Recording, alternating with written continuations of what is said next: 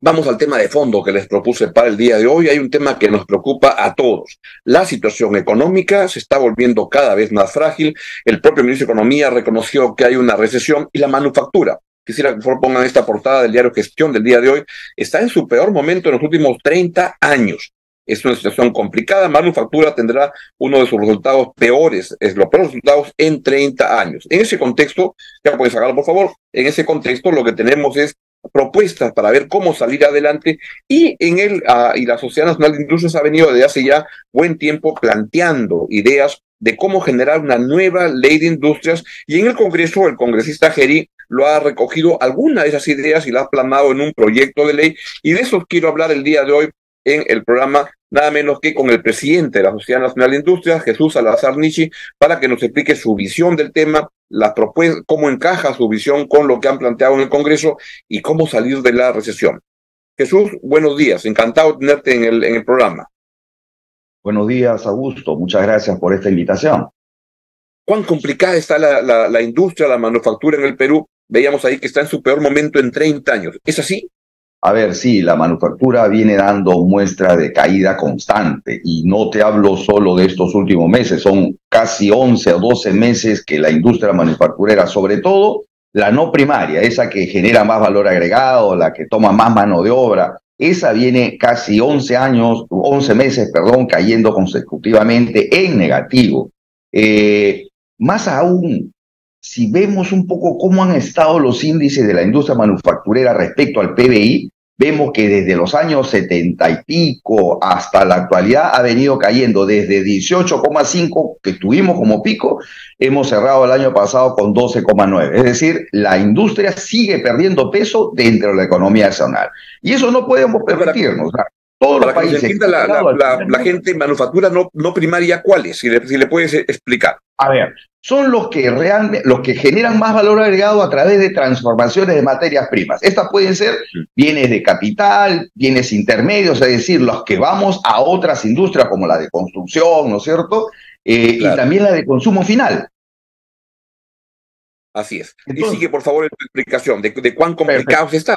Entonces, yo decía, no existe país en el mundo que haya llegado al primer mundo si no primero desarrolló su industria manufacturera. Y eso lo vemos por ejemplo, lo que sucedió en los países del sudeste asiático, lo que viene sucediendo hoy a nivel de nuestra región, donde se está impulsando, países de Centroamérica, impulsando algunos sectores específicos, estratégicos, como el de manufactura textil, confecciones, o en Sudamérica, algunos países como Uruguay, Argentina, que vienen impulsando un poco las tecnologías de la información. Entonces, lo que nosotros venimos proponiendo es que se tenga realmente un plan estratégico para que nuestra manufactura sea un gran impulsor de nuestra economía y nos lleve a ese primer mundo. Pero para ello tenemos que definir una ruta que de largo plazo nos diga cómo seguir creciendo como país, ¿no? Sin duda. ¿Cuál ha sido el impacto de estos 11 meses de caída que te llevan a concluir que ahí es el peor momento en 3 décadas? ¿Qué impacto ha tenido en términos de empleo, en términos de pérdida de oportunidades en la industria peruana? Sí, mira, son de los 14 sectores de la manufactura peruana, 12 se encuentran en negativo este año. O sea, eso ya te dice que la manufactura va a ir muy mal este año. Creemos que podríamos estar cerrando en índice general de manufactura en más o menos unos 6.5, 6.7 en negativo. Acumulado a lo que va del año hasta agosto, íbamos en industria no primaria alrededor de menos 8,5%. O sea, son números que no veíamos hace tiempo, ¿no? Entonces te pregunto en dos planos, si quisiera encarar que nos puedas explicar tu visión en dos espacios. Uno primero es en el corto plazo, ¿qué se puede hacer para salir de esta recesión? Y en el segundo es qué nueva ley general pues, están proponiendo para con una mirada de más largo aliento. En el corto plazo, Jesús, ¿qué es lo que se puede hacer? Perfecto. Mira, nosotros tuvimos reuniones con el ministro de Economía, con el primer ministro, debatiendo justamente eso, qué viene pasando en nuestra economía, que más allá que todos sabemos que hay un problema de falta de confianza, que no hay certidumbre, que los capitales no llegan y no invierten justamente porque no encuentran un ambiente de negocios apropiado, ¿no es cierto? Eso creo que ya lo sabemos todo. Pero fundamentalmente cuando hacemos consultas con nuestros socios, y lo hemos visto también en las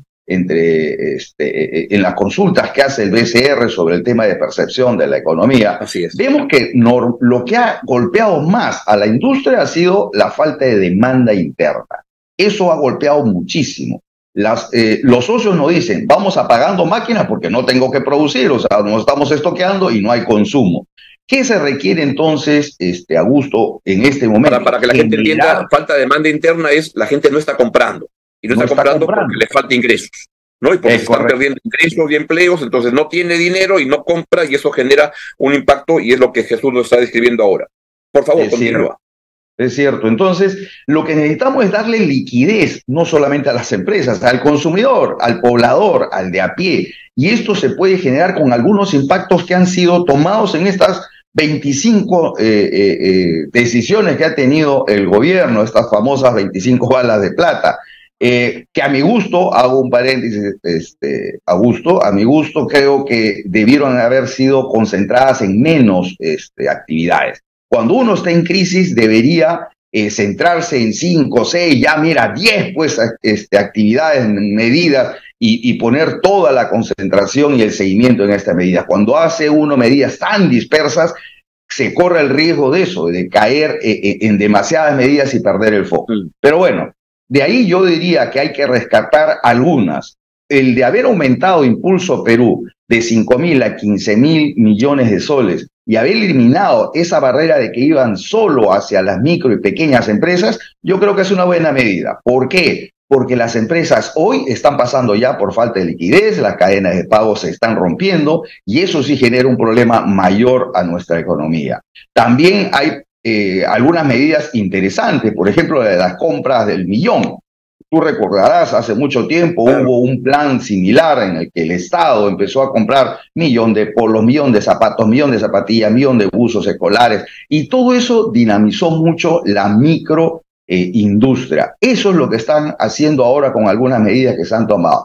Necesitamos recuperar en el poblador de a pie la capacidad de poder gastar un poco más, pero hay que inyectar ese movimiento y ese dinamismo en la economía, ¿no? Cuando Jesús alude a la que se rompe la cadena de pagos, si es que por falta de liquidez una empresa le deja de pagar a la otra y le deja de pagar a la otra, y se hace un circuito en el cual la economía se comienza a enfriar tremendamente, que es lo que se teme que pueda estar ocurriendo si no está ocurriendo ya, y eso requiere salir, ¿no? Ya eso apuntan estas balas de plata que habla del Ministerio de Economía. Sí, y lamentablemente ya hay síntomas de ese rompimiento de la cadena. Tú consulta con la mayoría de las empresas y las morosidades han empezado a subir, los plazos de pago también, los refinanciamientos de las letras de pago también, es decir, ya son señales claras que hay un problema en la economía. Para eso necesitamos intervenir inmediatamente, ¿no? Darle capacidad a la población de tener un poquito más de capacidad de gasto ayudaría a este círculo virtuoso de la economía. El tema es cómo salimos de eso y también quería comentarte algo, Augusto. El Perú es un mundo que vive, o mejor dicho, es un país que tiene dos mundos en paralelo, el formal y el informal. Desgraciadamente, cuando estamos en este tipo de emergencias, empezamos a dar medidas, pero solo pensando en un sector formal, es decir, en ese 20% de las unidades de negocio en el Perú. Pero tienes un 80% que están fuera de este rango de la formalidad que también necesitamos activar. Así que hay que ser un poquito disruptivo, creo yo, Augusto, en estas medidas y empezar a ver cómo generamos también el dinamismo para este sector importante de la economía, ¿no? O sea, en un país como el nuestro, donde casi el 80% es informal, parecería, y te pregunto si es que las balas de plata del ministerio van como solo al 20%, pero no a ese 80%, ¿a eso estás aludiendo? Es correcto. Y hay algunas medidas disruptivas que dimos que yo sé que puede ser muy... A ver, seguro que va a ser muy criticable, pero me atrevo a decir lo siguiente, Augusto. presidenta en el discurso del 28 de julio habló de unas cuentas DNI en el Banco de la Nación, cuentas personales, a través del cual se podría llegar directamente a la población más desfavorecida. Hay más o menos 2 millones de microemprendedores de subsistencia. 2 millones de microemprendedores que salen todos los días a generar sus propios recursos con un pequeño capital de trabajo, que hoy se los están consumiendo, ¿no es cierto? Cada vez tienen menos capital de trabajo. Y son capitales que no van más de 800, 1000, 2000 soles, no son más. Y con eso generan todos los días recursos. Pero ellos son justamente informales, o sea, no pueden acceder a la banca formal. Entonces, cuando sacamos estos programas de Impulsa Perú y de los reactivos inclusive, no llega a ese sector, que es muy, muy grande. ¿Qué pasa si creamos cuentas DNI en el Banco de la Nación, en efecto, y empezamos a dar microcréditos a este sector que no accede a la formalidad? ¿Y con garantía del Estado? Sí, pero a ver, ¿cuáles son los riesgos, Augusto? Si yo doy 1.000, 1.500 soles a cada uno de estos microemprendedores, podríamos estar poniendo de un día para otro en el mercado 3.500, 4.000 millones de dólares que van directo a producir, van al sector productivo, no están yendo a un bono de gasto solamente. ¿Y cuál sería la garantía? Estos son créditos con DNI, es decir, si no pagaran, cosa que es relativo, porque tú sabes que en este sector de microemprendedores son justamente donde menos morosidad hay en los créditos.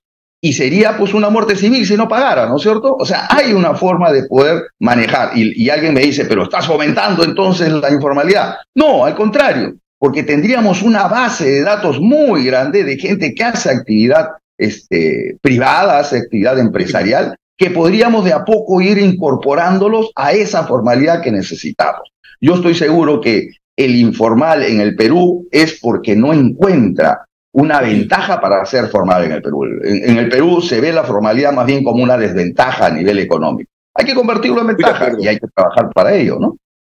Muy de acuerdo, Jesús. Y en ese contexto, ¿sientes que puede haber algún tipo de falta de liderazgo, de alineamiento, de consistencia dentro del gobierno? Yo me pregunto, pero leí hace poco que el ministro de Trabajo había dicho algo que, lo siguiente, el ministro Maurate: altos costos laborales no frenan la formalización. Cuando vi eso, pensé, si fuera mi alumno en la Universidad del Pacífico, jalado. Pero normalmente cuando eso pasa en los gobiernos, los ministros de Economía cortan el jamón, y entonces le dicen, cuando un ministro sale y dice eso, lo llama por teléfono el ministro de Economía, cualquiera que sea, y le dice: oiga, colega, tiene usted media hora para rectificarse y dar un mensaje correcto, o si no, está usted fuera del gabinete al mediodía. Salga, usted elige el medio que quiera y hágalo. Pero ¿cómo pues se puede convivir con estos desalineamientos? O cuando el ministro de Energía y Minas, en otro ámbito, dice: las industrias petroleras han generado pobreza en las zonas donde han ido. Entonces, no dice, ¿y cómo haríamos? ¿Sientes que hay un problema de desalineamiento y de falta de consistencia dentro del gobierno que requiere para poder sacar adelante la confianza en la inversión? A ver, primero, yo estuve hace una semana y media reunido con el ministro Maurate, y antes de iniciar la conversación dije que era necesario aclarar ese punto que tú has comentado primero, porque no había forma de seguir conversando si eso no quedaba claro. Le dije: ¿cómo es posible que un ministro de Trabajo diga que el sobrecosto laboral, que en el Perú es más del 60%, no sea un motivo para la informalidad? Y me dice: no, me sacaron de contexto, yo no quise decir eso, yo me refería a las pymes. Bueno, ya hay que creer que fue sacado de contexto, porque eso es obviamente una brutalidad. Nadie va a entender ni va a comprender que eso es así. Aclarado esto, coincido de que no solamente este gabinete, Augusto, yo quiero ser bastante más enfático en que el Perú en general no tiene un rumbo, una ruta, una visión de crecimiento, no sabe a dónde camina, no sabe a dónde va. Estamos a la espera cada 5 años a ver si se presenta algún iluminado y nos presenta una visión país para los próximos 5 años, que en los últimos no han llegado pues ni siquiera uno. O sea, ese es el problema del Perú. Al no tener una visión de desarrollo de largo plazo, cualquier cosa que hagas, a cualquier gabinete que convoques, cada uno va a querer hacer lo que buenamente puede hacer, quiere hacer, o le dicen que haga. Pero como no hay una ruta estratégica trazada para el Perú, suceden estas cosas. ¿Y qué vemos? Que hay ministerios que, al tratar de hacer cosas sectoriales sin un alineamiento general de desarrollo país, empiezan a disparar por todos lados.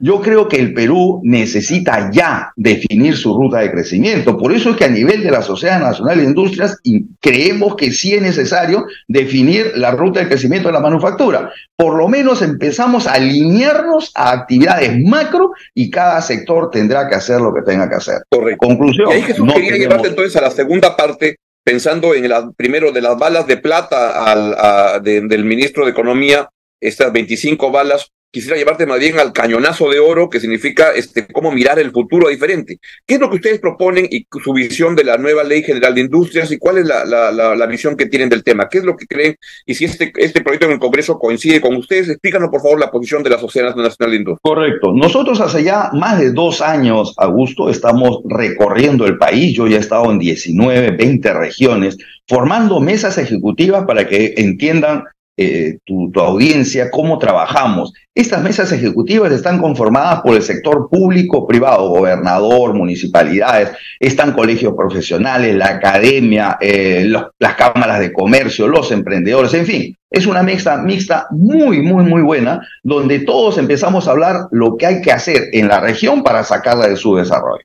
Esto fue motivado porque si tú revisas un poco la data de la manufactura en el Perú, vas a darte cuenta que en Lima se concentra el 60% de la producción y en las regiones, más de la mitad de tabla de regiones para abajo no llegan siquiera al 1% de participación de la manufactura. Eso nos ha hecho un país sumamente heterogéneo y que creo que a raíz y a través de la industria podríamos construir un país más homogéneo, porque genera mucho valor, da mano de obra digna, genera riqueza social. Hay un estudio, Augusto, en el mundo, donde ONUDI lo dice, donde hay mayor índice de industria manufacturera, exactamente en esos países hay mayor índice de desarrollo humano. Y eso lo hemos visto en el Perú también, a nivel de regiones. Regiones que tienen muy bajo índice de desarrollo humano son justamente las regiones que tienen muy bajo índice de desarrollo manufacturero. ¿Qué queremos entonces? Impulsar un país que camine hacia el desarrollo de su industria nacional, pensando en mercados globales, porque de eso se trata. Se trata de participar de yo diría, esta suerte de ganarse el mundo global, comercial, que todos los países están tratando de tomar puntos más, puntos menos de esta torta, y que el Perú no lo ve con esa ambición. Yo te comentaba al inicio del programa que hay países como los del sudeste asiático, que en los años 60, cuando empiezan su trabajo de transformación, estaban con un PBI mucho más bajo que el Perú, ¿no es cierto? Es caso de Corea del Sur, caso de Vietnam, caso de Tailandia, hay muchos países de ellos que tenían PBI mucho más bajos que el nuestro y que hoy nos llevan una ventaja tremenda. ¿Cuál fue la diferencia? Ellos tomaron la decisión de crecer a través de su industria manufacturera. Escogieron sectores estratégicos de su economía y lo impulsaron al desarrollo.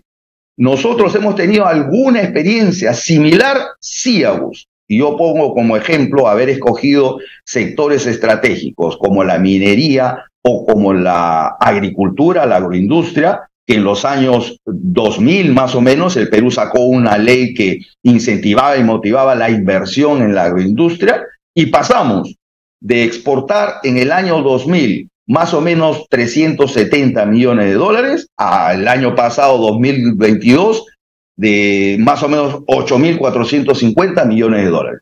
Eso hace una ley que fomente la inversión sectorial. Por eso es que esta ley tiene 3 sectores o 3 enfoques estratégicos. El congresista Gerí tomó nuestra iniciativa, que lo veníamos, como te digo, hace más de 2 años propiciando a nivel nacional, y puso un enfoque que sea sectorial, es decir, elegir sectores estratégicos de nuestra manufactura, pero en función a 2 cosas. A que haya abundancia de materias primas, que haya ventajas comparativas de nuestro país, y segundo, que haya un mercado global que demande esos productos.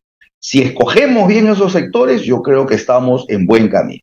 Segundo enfoque estratégico, tiene que ser territorial. Ya basta, el Perú no puede seguir soportando el concentrar en Lima todo su desarrollo.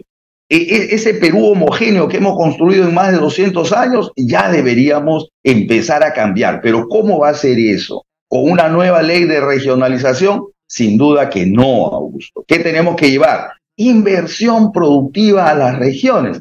pero ahí viene y se complementa con el primer enfoque sectorial, estratégico sectorial. Y ahora vamos a ver dónde lo ponemos y bajo qué condiciones. Desarrollemos un país desde las regiones hacia el Perú.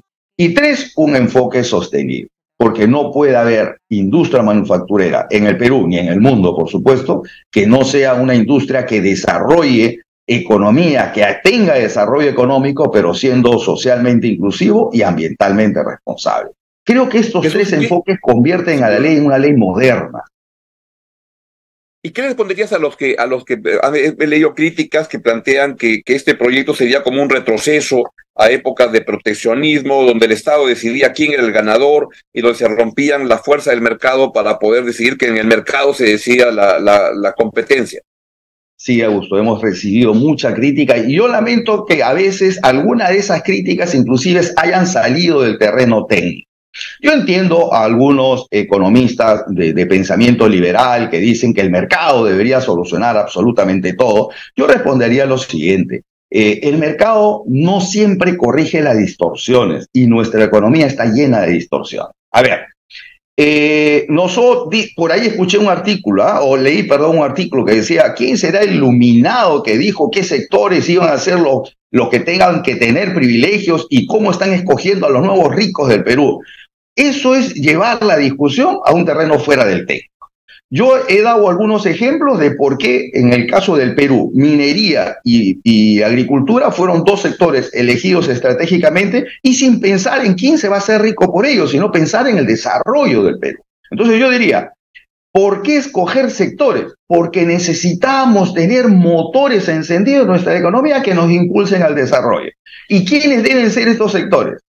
Los en donde tengamos abundancia, como dije, de materias primas, donde tengamos ventajas comparativas. Por ejemplo, Augusto, ¿quién va a estar en contra de hablar de incentivar la pesca de consumo humano y acuicultura en el Perú?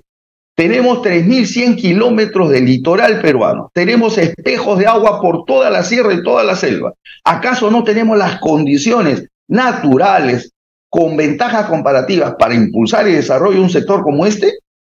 ¿Cómo alguien puede estar pensando que estamos buscando enriquecer a alguien cuando lo que queremos es desarrollar nuestras potencialidades?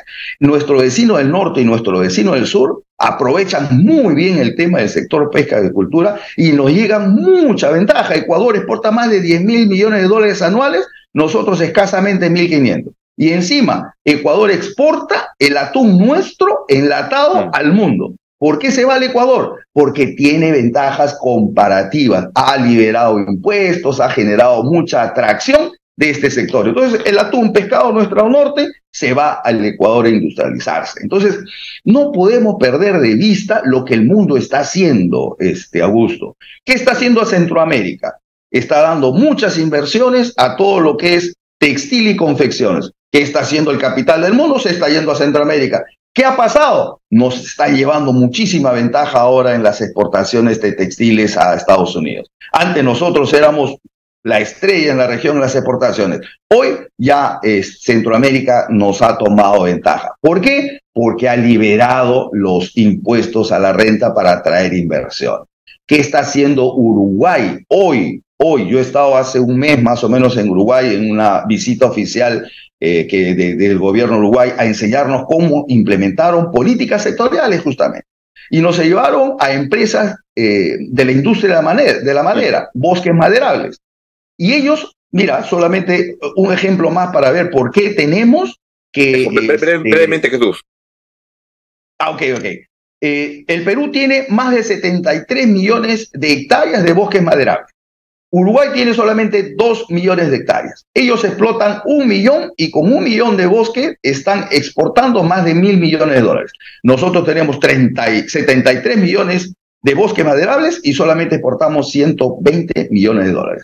¿Acaso no tenemos ahí una fortaleza natural para trabajar? Y no estoy hablando de depredar bosques, estoy hablando de darle un tratamiento científico, actual, moderno, para que más bien cuidemos esos bosques maderables.